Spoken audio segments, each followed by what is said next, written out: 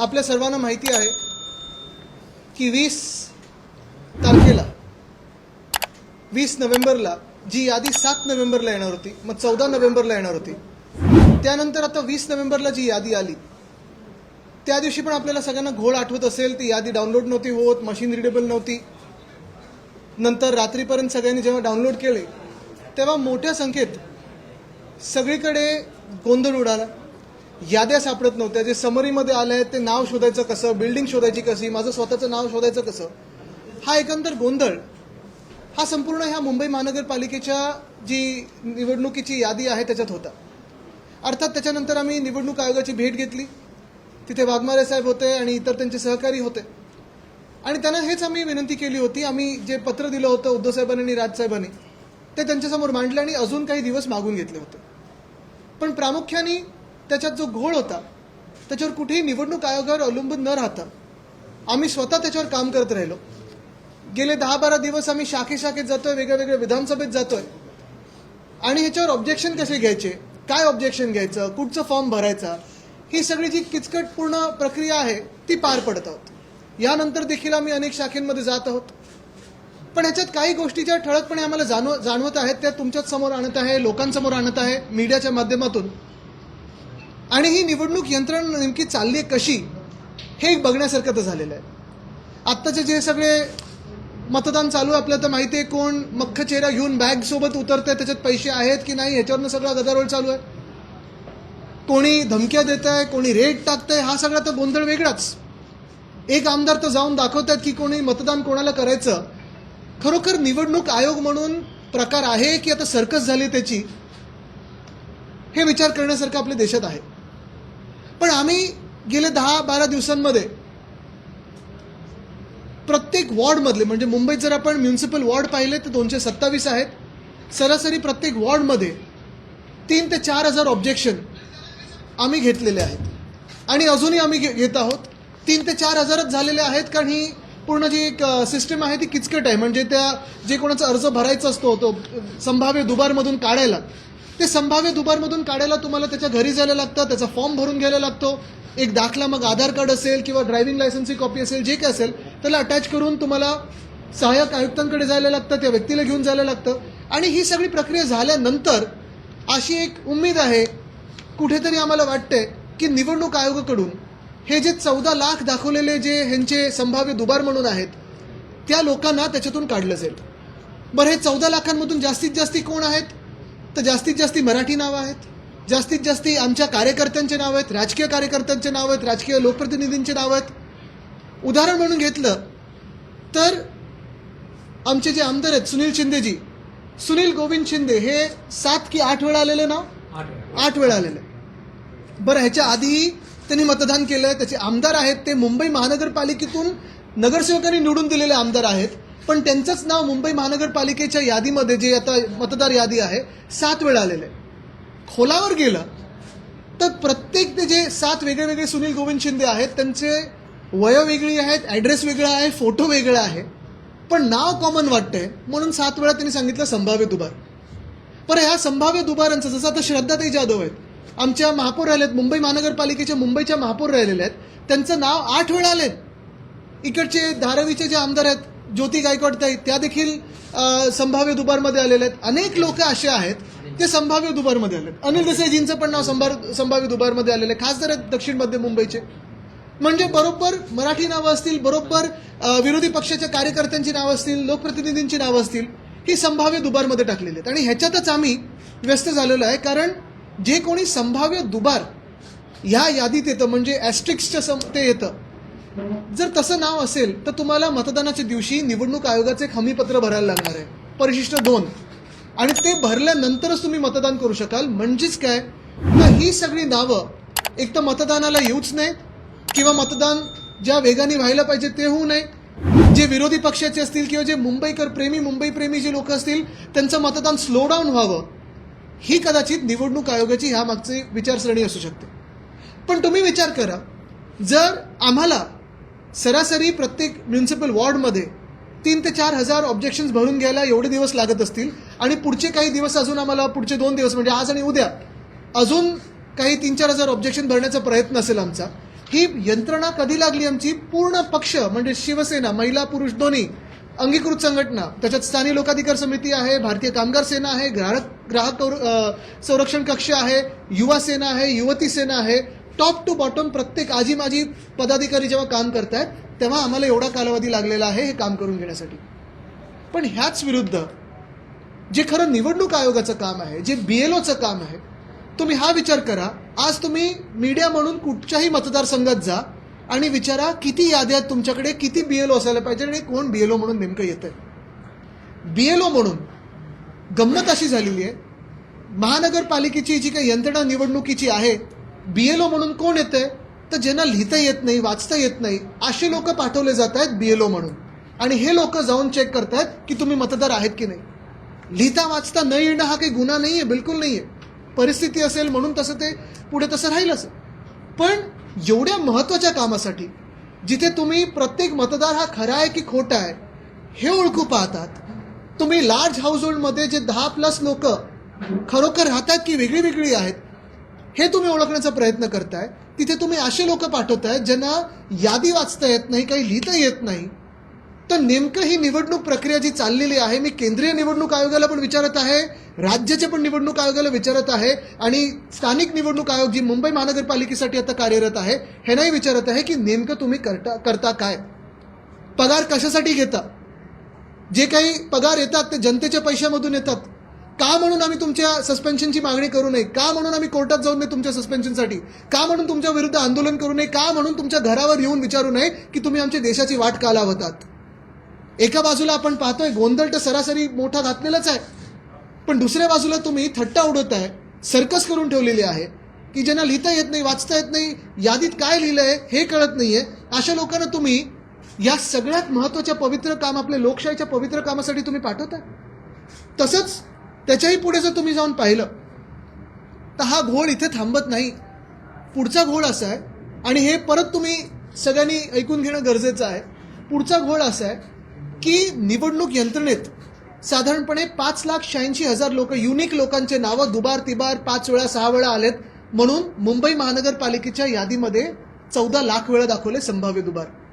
पण ह्याच्या पलीकडेही जाऊन प्रत्येक शाखेत जेव्हा मी जातोय तेव्हा मला लोकांकडून कळतो एक फीडबॅक, काही काही असे आहेत संभाव्य दुबार जसं मी दाखवलं, जे खरोखर दुबार नाही आहेत, कॉमन नावे म्हणून संभाव्य दुबारमध्ये टाकले, पण काही काही दुबार आलेत त्यांच्या नावासमोर स्टारच नाहीये, त्यांना दुबार म्हणून ओळखलंच नाहीये. मग हे तुम्ही आळस म्हणून असं केलंय की थट्टा म्हणून असं केलंय की प्लॅनिंगने असं केलं तुम्ही की मुंबई महानगरपालिकेची जी सगळी निवडणूक यंत्रणा त्याची वाट लागावी, बट्ट्याबोळ करून ठेवलेला आहे. तसंच तिसरा जो एक फीडबॅक माझ्याकडे येतो तो म्हणजे लोकसभेच्या वेळी देखील आणि विधानसभेच्या वेळी देखील आम्ही ऑब्जेक्शन घेतलं होतं, अजूनही ते ऑब्जेक्शन तसंच्या तसं आहे.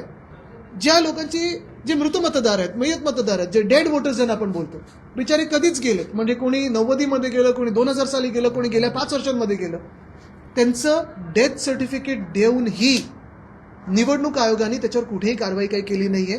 आणि विधानसभेत जेव्हा आम्ही आता अॅनालिसिस करत होतो तो वोट चोरीचा घोळ तुमच्यासमोर लवकर आणूच, त्याच्यात पण प्रत्येक सीटवर कमीत कमी 4 ते 5 डेड वोटर्सनी बूथ वाईज मतदान करून गेलेले आहेत. ही वोट चोरी नाही तर काय आहे? हे मतदार कुठून आले, कोण आहे ते? हे जे गेलेले मतदार आहेत मग त्यांच्या वतीने दुसरं कोण प्रॉक्सी वोटिंग करतंय का? मतदान तुम्ही करू कसं दिलं? आणि इथे पण ह्या यादीत पण ऑन अन ॲव्हरेज जर तुम्ही पाहिलं तर प्रत्येक मतदारसंघामध्ये 80 ते 100 मतदार असे आहेत जे कधीच गेलेले आहेत पण त्यांची नावं अजूनही मतदार यादीत आहेत. ह्यांचं करायचं काय? बरं, आम्ही या निवडणूक आयोगाला सांगितलं सर नाही वो ऊपरवाले करते, ऊपरवाल्यांना सांगितलं नाही सर वो नीचेवाले करते, मधल्यामध्ये तुम्ही काय घोळ घालताय? मग हा जो एक प्रॉब्लेम आहे ना, ह्याचं उत्तर देणार तरी कोण? हा एक मोठा प्रश्न आमच्या समोर आहे. आणि हा देखील आम्ही प्रश्न आज तर पत्र लिहून पाठपुरावा करत आहोत, पण अजून मोठी चळवळ काही उभी करायची झाली तर मला वाटत नाही आम्ही मागे पुढे बघू, कारण हे आमच्या देशाच्या लोकशाहीमध्ये तुम्ही लोकशाहीला मारून टाकण्याचं काम करताय. लार्ज हाऊसहोल्डचा विषय आहेच. मुंबईत 26,000 26,500 घरं आहेत जिथे 10 पेक्षा जास्ती लोक राहतात. 8,29,000 मतदार अशा घरांमध्ये आहेत ज्यांचे एकमेकांशी काही म्हणजे काही काही घरं जेन्युइन. आम्ही हे पण डोर टू डोर जाऊन शोधतोय, कारण डोर टू डोर जाऊन सापडलं कोणी दुसरं तर त्यांना कसं बाहेर काढायचं आम्ही वेगळ्याने बघतोय. पण ह्या 8,29,000 मध्ये किती बोगस मतदार आहेत, कुठून आलेले आहेत, कसे आलेले आहेत, ह्याच्यावर निवडणूक आयोगाचं लक्ष आहे का? हे जे तुम्ही BLO पाठवता ज्यांना काही लिहिता वाचता येत नाही, ते बिचारे जाऊन काय बघणार आहेत, काय तुम्हाला फीडबॅक देणार आहेत? आणि हा सगळा विषय जर तुम्हाला धक्कादायक वाटत असेल तर इथे हा विषय थांबत नाही. ह्याच्या पुढे जाऊन हा गुन्हा म्हणाल तुम्ही किंवा अजून काही म्हणाल, पण ह्याच्याही पुढे जाऊन सगळ्यात मोठी धक्कादायक गोष्ट जी आमच्या डोळ्यासमोर आलेली आहे, कारण आम्ही यादीचं पूर्णपणे वाचन करत आहोत, प्रत्येक शाखेत वाचन करत आहोत. आमचे परम यादव आणि मिलिंद चाटम हे दोघंही माझ्या सोबत बसलेले आहेत. हे मुंबई युनिव्हर्सिटीमध्ये सेनेट सदस्य आहेत. ह्या दोघांनीही जो अभ्यास केलेला आहे आणि बाकीच्या यंत्रणेने जो अभ्यास केलेला आहे, शाखेतून आता फीडबॅक येतोय. तुम्हाला आठवत असेल ही यादी जी मुंबई महानगरपालिकेसाठी लागू असेल, मास्टर लिस्ट जी होती, निवडणूक आयोगाने काय सांगितलं होतं की 1 जुलै 2025 नंतर एक सुद्धा नवीन मतदार येऊ शकत नाही. बरोबर आहे? काय तारीख सांगितली होती? 1 जुलै 2025. आमच्याकडे आत्ता एक नजर टाकल्यानंतर, प्राथमिक नजर टाकल्यानंतर जवळपास 32 ते 33 हजार मतदार असे आलेले आहेत जे 1 जुलै 2025 नंतर ह्या यादीमध्ये आलेले आहेत.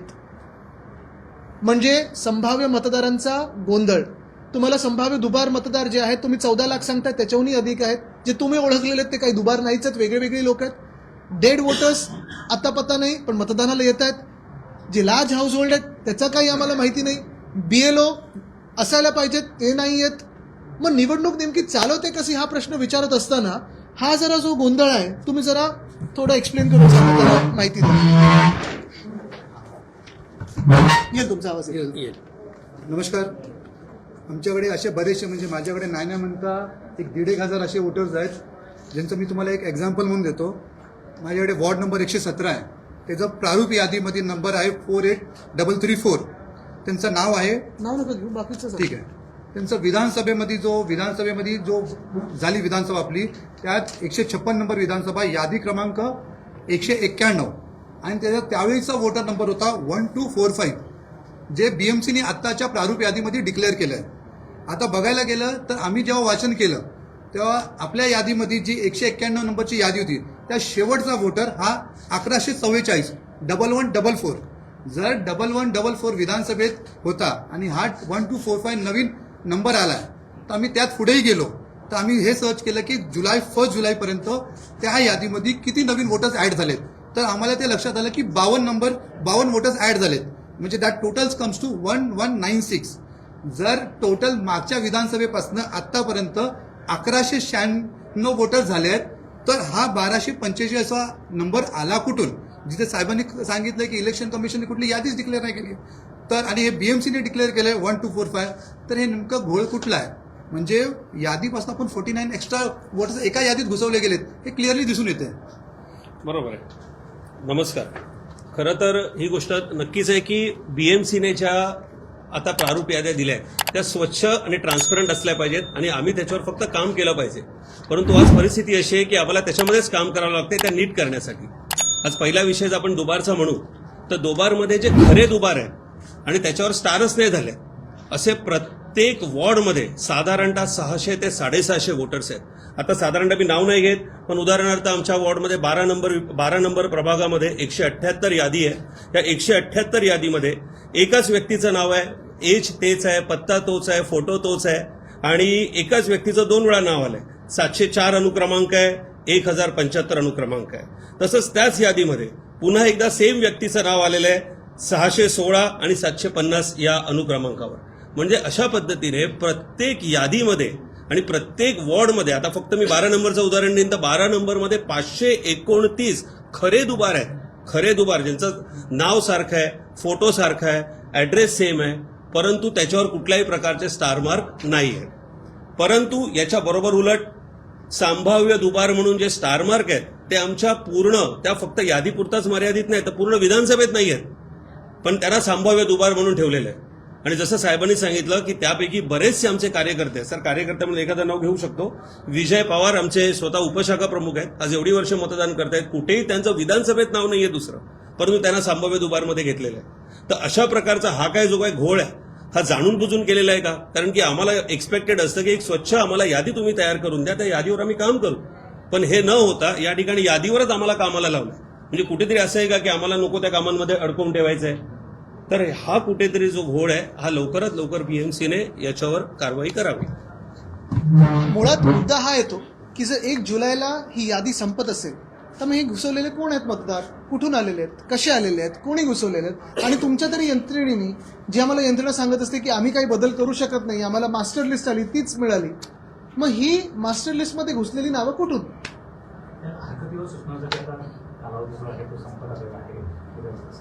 तर तुम्हाला की खूप मोठा कालावधी लागतोय, तुम्ही आणखी मागणी करणार आहात कालावधी? आम्ही मागणी तर करणारच आहोत. माझी ही अपेक्षा राहील की इतर पक्ष देखील मागणी करतील, कारण इतर पक्षही ह्याच्यावर काम करत असतील अशी माझी अपेक्षा आहे. त्याच्यात आपण पाहिलं असेल जे आम्ही आधी वोट चोरीचं दाखवलं ते निवडणूक होऊन गेल्यानंतर होतं, ती अकॅडमिक एक्सरसाइज होती. ही एक्सरसाइज आत्ता लाईव्ह आहे. सजेशन ऑब्जेक्शनची वेळ आत्ता आहे. आणि एका बाजूने जर पाहायला गेलं तर आम्ही निवडणूक आयोगाची मदतच करतो ही सगळी यादीतले घोळ काढून. जर ते जेन्युइन इंटेंटनी काम करत असतील तर त्यांनी पुन्हा एकदा 7 दिवस वाढवून द्यावे, ही आमची मागणी तर राहीलच. पण दुसरं म्हणजे आम्हाला हे त्याचं उत्तर पाहिजे निवडणूक आयोगाकडून. बाकीचे विषय तर आहेत, म्हणजे डेड वोटर्सचं तुम्ही करणार काय, संभाव्य दुबार जे खरोखर दुबार नाही आहेत पण संभाव्य दुबार दाखवलेत त्यांचं काय, जे दुबार आहेत पण संभाव्य दुबारच्या यादीत नाही आहेत त्यांचं काय, BLO जे जात आहेत, तुमच्याकडे यंत्रणाच नाही आहे तरी तुम्ही सांगताय आमच्याकडे यंत्रणा आहे आणि 1 नेशन 1 पोलच्या गोष्टी करताय, ह्याचं काय? आणि हे जे घुसवलेले मतदार आहेत हे कुठून आले, कोणी दिले, कसे आले? ह्याच्यात मास्टर लिस्टमध्ये जर नव्हते आणि मास्टर लिस्ट पकडून जर तुम्ही चालताय 30 जून 2025ची, मग ह्याचं काय? पण पब्लिश होईल. एक मिनिट, ह्याच्यावर उद्या मग त्याच्यावर येऊ.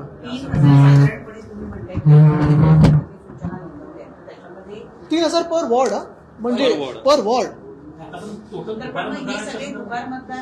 ह्याच्यात संभाव्य दुबार आहेत. नाही, तुम्हाला सांगतो, ह्याच्यात त्यांनी प्रोसेस अशी ठेवली आहे की संभाव्य दुबार जर असतील तर तुम्हाला त्यांचा अर्ज एक भरायला लागतो, परिशिष्ट 1, बरोबर आहे. ते भरून तुम्हाला सांगायला लागतं की मी अमुक अमुक मतदार आहे, माझं ह्या आधी 2 वेळा नाव आलंय, मला एकदाच नाव आणून घ्यायचंय. अशी आमची आता अपेक्षा आहे की त्याच्यावर करेक्शन होईल आणि मतदानाच्या दिवशी त्यांना नीट मतदान करता येईल. नाहीतर काय होणार आहे, हमीपत्र द्या, मग ते भरा, मग दाखला आणा, मग तुम्ही ते टेंडर वोटमध्ये टाका, ते वोट मोजलंच जाणार नाही किंवा कमीत कमी 10-12 मिनिटं लागणार, म्हणजे मतदानाचंच हे स्लो होणार. बघा, मी जसं सांगितलं की निवडणूक आयोगाचा आकडा 11 लाख होता, जो आम्हाला आकडा सापडला तो साधारणपणे 14 लाख आहे. आणि आता अजूनही असे सापडतात ज्यांच्यावर स्टार नाही, डबल स्टार नाही आहे, पण 50 ते 60 हजार आम्हाला प्रत्येक ह्याच्यात सापडायला लागलेत. जबाबदारीचा मुद्दा आहे राज्य निवडणूक आयोगानं अगोदरच म्हटलेलं आहे की आम्ही जे आम्हाला येतं ते फॉलो करतो.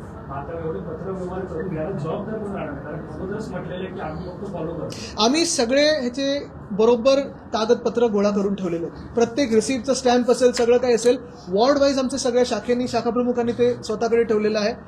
पुढची जी कारवाई असेल, जर करेक्शन ह्याच्यात नाही झालं ती पक्ष तर ठरवेलच. आणि लिगली देखील जे काही तरतुदी आहेत निवडणूक आयोगाच्या कायद्यामध्ये, कोणाला सस्पेंड करायचं, काय चौकशी झाली पाहिजे, ते पण आम्ही पुरेपूर पाठपुरावा करणार आहोत. करेक्शन झालं किंवा नाही झालं तरी, कारण हा घोळ झालाच नाही पाहिजे होता.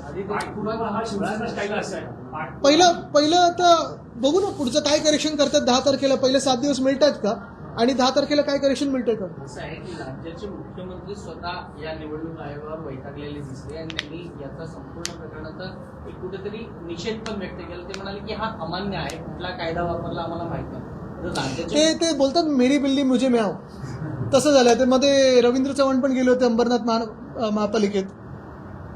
आता आज मुख्यमंत्री नाराज आहेत. मग तुम्ही मला सांगा, जर आता भाजप पण नाराज व्हायला लागली त्यांच्याच यंत्रणेवर, कारण निवडणूक आयोग त्यांच्याच ऑफिसमध्ये बसून काम करतं, मग नेमकं काय चाललंय? बिली भरण्याच्या संदर्भामध्ये म्हणजे समजा एखादा व्यक्ती आहे ज्यांनी भरलेला नाहीये, प्रत्यक्ष मतदानाच्या वेळेला तिथे गेला, त्यांनी त्याचं हमीपत्र लिहून दिलं, त्या व्यक्तीचं नाव समजा दादरमध्ये आहे आणि परळीमध्ये आहे, तर ही संपूर्ण जबाबदारी दादरमध्ये शोधणार कसं तुम्ही? नाही, आणि ही संपूर्ण जबाबदारी त्यांनी मतदारांवर सोडून दिलेली आहे. अर्जही त्यांनीच करायचा आहे किंवा पण त्यांनीच भरून घ्यायचा आहे, परत खात्रीने की तो पुन्हा दुसरीकडे जाऊन या सगळ्याच गोष्टी त्यांनी राजकीय पक्ष आणि मतदारांवर सोडलेल्या आहेत. तर मग जो एक्सरसाइज तुम्ही त्यांना करायला सांगितलेला होता तो कुठे सोडा? बरोबर आहे. आणि परिशिष्ट 2 जर आपण वाचलं तर त्याच्यात असं आहे, मी अमुक अमुक ह्या तारखेला ह्या मतदारसंघात ह्या निवडणुकीसाठी मतदान करणार आणि ह्या क्षेत्रामध्ये एकदाच मतदान करणार. म्हणजे त्याच दिवशी जर दुसऱ्या महानगरपालिकेत मी गेलो तर दुसऱ्यांदा मतदान करू शकतो. म्हणजे ह्याच्यापेक्षा मोठी गंमत अजून काय होऊ शकते? आणि हे जेव्हा आम्ही त्यांना दाखवलं त्यांनी पण मान्य केलं, पण पावर नाही. हेच उत्तर येतं. दोनदा ते तीनदा आपण चुका दाखवल्या. आपल्याला वाटतंय का या मतदार याद्या निर्दोष होतील आणि जर नाही झाल्या तर आपली भूमिका काय असेल? बघा, एकतर मतदार यादी निर्दोष होईल, नाहीतर निवडणूक आयोग दोषी ठरेल. या दोघांमधून काहीतरी एक तर झालं पाहिजे. कारण हे जे आपण मतदान बोलतो, लोकशाही आपण नेहमी सगळ्यात सर्वोच्च मानतो आपल्या देशामध्ये. हे सगळ्यात पवित्र जर काम असेल तर तुम्ही ह्या कामासाठी एवढा गोंधळ घालणं, पूर्ण तुमची यंत्रणा वेगळी असते, पगार वेगळे असतात, पेन्शन वेगळे असतात, सगळं काही तुम्ही करून टीचर्सना, आता मी बघते ना बाकीचे ठिकाणी जिथे SIR होतोय किती प्रेशर टाकले त्यांनी BLOजवर, पण इकडे पण असंच होणार आहे. तुम्ही बघा, कारण हे BLO जे पाठवतात ना, खरोखर ना ती कामं जमत नाहीयेत. ते BLO बिचारे आमच्याकडे येऊन सांगतात की साहेब आम्हाला वाचता येत नाहीये, मदत करा, आम्हाला उत्तर वरती द्यायचंय. हे असं जर चालणार असेल तर निवडणूक तुम्ही कशी घेताय आणि का घेताय? आणि सुप्रीम कोर्टाने हे खरं बघितलं पाहिजे की हे जी सर्कस चालली आहे ना, ही कुठे ना कुठेतरी थांबली पाहिजे. निवडणूक आयोगाचे 3 निर्णय झाले. आचारसंहिता इलेक्शन म्हणजे मतदानाच्या अवघ्या काही तासांच्या अगोदर संपलेले आहेत. त्यानंतर आज डिक्लेअर करण्यात जातं की संपूर्ण निकाल 21 तारखेला. त्यामुळे याच्यामध्ये आलेले निर्णय कसं पाहता? कसं पाहते म्हणजे तर मुख्यमंत्री स्वतः नाराज आहेत, आम्ही काय बोलू शकतो त्याच्यावर. पण परत प्रश्न हाच येतो ना, मध्ये जे बूथ चालले ना सगळीकडे, 1 नेशन 1 पोल, एक बूथ ह्यांना सांभाळता नाही येतं आणि 1 नेशन 1 पोल करायला चाललेत. कसं होणार?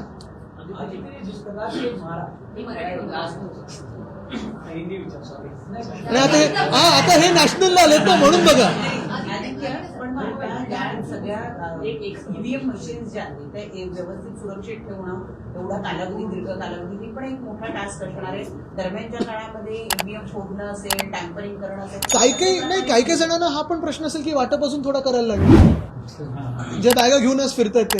पण EVMचं आहे, स्ट्रॉंग रूम्स आहेत, बंदोबस्त आहे, CCTV आहे. बरं, ह्या निवडणुकीला मला वाटत नाही VVPAT पण लावलेलं आहे. तर मग तुम्ही सिलेक्शन म्हणून जाहीर करून टाका ना. लोकसभा विधानसभेला पण काही व्हिडिओज आहेत व्हायरल झाले होते की बूथ कॅप्चरिंगचे व्हिडिओ व्हायरल झाले होते, खास करून मराठवाडा बीडमध्ये. आजही बुलढाण्यामध्ये असे काही बोगस मतदार सापडले गेले आहेत. मला वाटतं निवडणूक आयोग याच्यावरती काही कारवाई करेल. असं नसलं तर पक्ष म्हणून तुम्ही काही करता? बघा, आम्ही तर मुंबईत जी यंत्रणा लावली होती ती महानगरपालिकेच्या ह्यांनी तर आम्ही आता सगळीकडे लावायला सुरू करतोय, ती तयारी पण आहे. पण बूथ कॅप्चरिंग हा तसं पाहायला गेलं तर लॉ अँड ऑर्डरचा मोठा विषय येतो. जे कोणी पोलीस अधिकारी ह्याच्यासाठी जबाबदार असतात, ह्या बंदोबस्तासाठी असेल किंवा ह्या पूर्ण यंत्रणेसाठी असेल, काही ठिकाणी पॅरामिलिटरी फोर्स बोलवला जातो, काही ठिकाणी दुसऱ्या राज्यातून फोर्स बोलवला जातो. आता ही यंत्रणा ह्याला जबाबदार निवडणूक आयोग धरणार आहे का? म्हणजे एका काळी आपल्याकडे TN सेशन सारखे जे निवडणूक आयोगातले होते आणि आता जे आहेत ते कॉमेडी नाईट्सवर येऊ शकतात, असं झालं. राज्य निवडणूक आयोग असं म्हणते की टॅब त्यांना दिलेले आहेत, त्याच्यामुळे पटापट फिल्टर होतील आणि दुपार मतदार जे आहेत ते कमी होतील. अरे पण मग दाखवा ना आम्हाला 1 दिवसात ते करून. 12 दिवस तर आम्ही लागले. आम्ही जे मतदान सगळीकडे आम्ही पाहतोय, जे मतदार आहेत, जे आम्ही ओळखू शकतो 12 दिवसांमध्ये, तर तुम्ही जर टॅब घेऊन ओळखू नाही शकत तर मग तुम्ही काय केलं टॅबवर खर्च? बरं, तुम्ही जसं मी सांगितलं ना, सुनील शिंदेजींचं 7 वेळा नाव आलंय, पण त्यांचं 7 वेळा नाव आहे, त्यांना 7 वेगळे सुनील गोविंद शिंदे आहेत. आणि जे खरोखर दुबार आहेत ते तुम्ही पकडतच नाहीयेत. म्हणजे तुम्ही स्वतःची यादी एकतर 2 आठवड्यांनी डिले केली, ती यादी ढिली काढली तुम्ही. अरे तुम्ही हिंदीत विचार. सत्ताधारी पक्षातले आमदारच आता निवडणूक आयोगाला कोर्टात खेचण्याची भाषा बोलतात. म्हणजे जरी तुमच्या आणि त्यांच्या काय की ऐका, मी त्याच्यात पडणार नाहीये. त्यांचं एकामेकांना खेचून झालं, मारून झालं, सगळं झालं की मग आपण बोलू. म्हणजे मी म्हणत नाही मारावं, पण चालू आहे त्यांचं काय. जिस प्रकार से महाराष्ट्र लोकल बॉडी इलेक्शन की बात करते हैं, जो कल फैसला काउंटिंग होने वाला था, वो अब 21 तारीख को है. पूरी कार्यशैली को कैसे देख रहे हैं? और दूसरा सवाल, इलेक्शन कमीशन जिस प्रकार से काम कर रहा है उसको कैसे देख रहे हैं? इलेक्शन कमीशन अभी तो एक जोक बन चुका है, एक सर्कस बन चुकी है.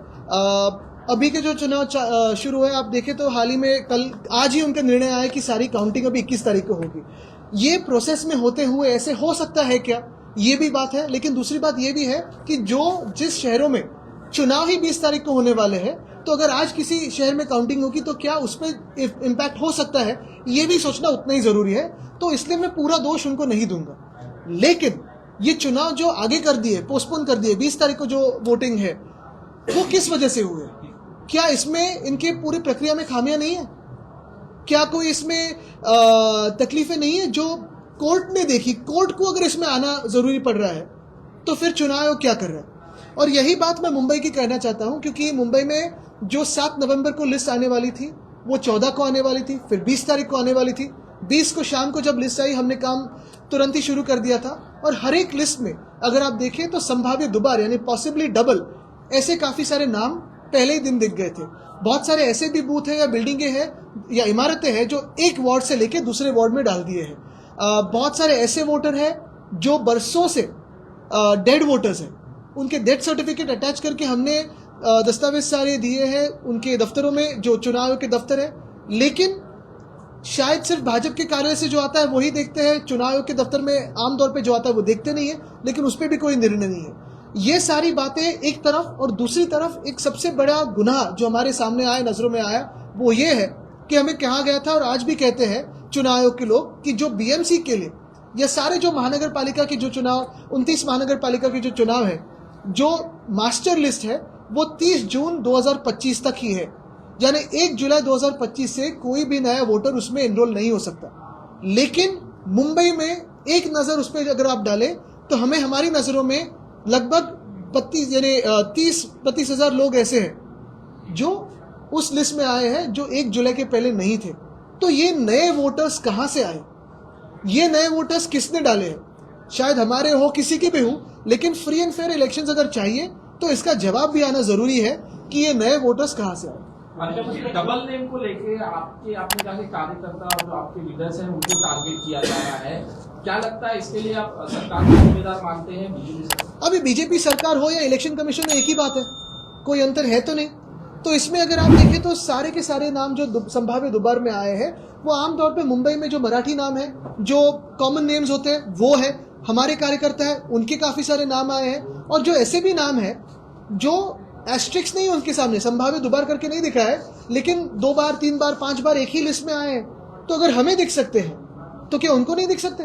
और उनका क्या यही एक मंसूबा है कि हम अपने नामों में ही व्यस्त रहे और उनके नाम ना देखें? महाराष्ट्र के मुख्यमंत्री खुद नाराज है उसके ऊपर। देखिए अभी आपकी आवाज बहुत सुरीली आ रही है। जिस प्रकार से बीएलओ के बारे में आपने कहा, रुकिए ना, ये सुरीली हिंदी। बीएलओ के बारे में आपने पंडित जी महाराष्ट्र के मुख्यमंत्री ने नाराजगी जताई है, उसके ऊपर क्या देखिए यही असर है। और यही सबसे बड़ा जोक है कि महाराष्ट्र के मुख्यमंत्री जो भाजपा के हैं वो चुनाव आयोग पे नाराज है। यानी मुंबई में कहावत है, मेरी बिल्ली मुझ पे मैं आऊं। जिस प्रकार से दिल्ली को सवाल को लेकर दिल्ली से बात करते हैं, सत्र शुरू है, विपक्ष लगातार मांग कर रहा है कि एसआईआर पे चर्चा होना चाहिए, लेकिन सरकार जो है चर्चा करने तैयार नहीं है। हाँ, लेकिन भाजपा बंगाल में बहुत तैयार है एसआईआर पे चर्चा करने के लिए। तो भाजपा तय करे कि चर्चा होनी चाहिए कि नहीं होनी चाहिए, लेकिन उससे बड़ा मुद्दा यही है कि इसी भाजपा की सरकार ने हमें कहा गया, उनकी ही अगर आप रूल्स देखें तो उन्होंने ही राज्यसभा में कहा कि थैंक यू, और उससे भी ज्यादा जय हिंद और वंदे मातरम मत कहिए। यही भाजपा की सोच है। अरे जो अब तक हमने देखा था बीएलओ की कार्यशैली पे आपने सवाल किया, हमने देखा था वोटरों को बहुत सारे पैसे वैसे दिए जाते थे। यूपी में मामला आया है कि बीएलओ को गिफ्ट दिए जा रहे हैं उनके काम को लेकर, बाकी चीजों पर, लेकिन क्या ये सही है इस प्रक्रिया में गिफ्ट देना? नहीं, देखिए सही और गलत की बात है ही नहीं, जो गलत है वो गलत है ही, लेकिन इस जो पूरी प्रक्रिया में आप बीएलओ कैसे चुनते हो? एक तो अगर आप देखें तो बहुत सारे बीएलओ अभी भी एसआर के प्रेशर में आके सुसाइड कर रहे हैं, आत्महत्या कर रहे हैं। दूसरी बात यह है, मुंबई में अगर आप देखें, बाकी सारे शहरों में भी ऐसी ही स्थिति है, जितनी बूथ से उतने बीएलओ होने चाहिए, लेकिन मुंबई में उतने बीएलओ है नहीं। तो हमने जब आवाज उठाया पिछले 2-4 दिनों से, अगर आप देखें तो हर एक शाखा में जो काम चल रहा है 10-12 दिनों में, तो अभी ऐसे बीएलओ भेजे जा रहे हैं जिनको कुछ पढ़ना है लिखना आता नहीं है। ये मैं गुनाह नहीं समझता कि उनको पढ़ना लिखना नहीं आता है, लेकिन ये गुनाह चुनाव आयोग का है कि वो ऐसे लोग भेज रहे हैं जिनको ये लिस्ट कैसे पढ़ी जाती है, क्या सही क्या गलत, ये अगर पता ही ना हो तो कौन से लोकतंत्र के बारे में हम बात कर रहे हैं? अगर सूची में सुधार नहीं होता तो क्या आप कोर्ट मूव करिए इलेक्शन कमीशन? देखिए अगर मगर की बातों में अभी मैं नहीं जाऊंगा, क्योंकि अभी भी 2 दिन है, आज और कल है। समय बढ़ाकर मिले तो सोने पे सुहागा, क्योंकि हम भी चुनाव आयोग की कोई हेल्प करेंगे कि भाई निर्दोष लिस्ट निकालिए, लेकिन लीगल हो या फिर रास्तों पे आना हो, विपक्ष बात करेगा। हमारी ये मान्यता है, हमारी ये सोच है कि जो भी चुनाव हो वो फ्री हो, फेयर हो, और वही होना चाहिए।